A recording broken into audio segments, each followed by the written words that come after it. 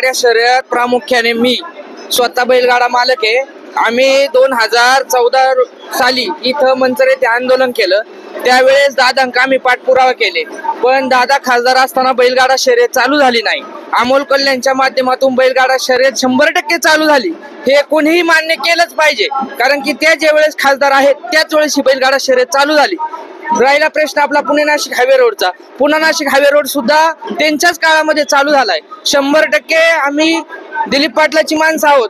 आजपर्यंत आम्ही दिलीप पाटलाचंच काम केलंय आणि इथून पुढे पण आम्ही त्यांचंच काम करणार आहे. परंतु या खासदारांनी सुद्धा चांगलं काम केलेलं आहे. त्यामुळं मतदार हा एक राजा आहे. तो मतदान त्याच ठिकाणी करणार, त्याचं ठरलंय त्याच ठिकाणी तो करणार आहे. त्यामुळे याच्यात काही वावगं नाही. कोणाला मतदान करणार तुम्ही? आम्ही अमोल कोल्हेला मतदान करणार, कारण की आमचा जो जिव्हाळ्याचा प्रश्न होता बैलगाडा शर्यत तो त्यांनीच चालू केलाय. एवढं 100% मी सांगू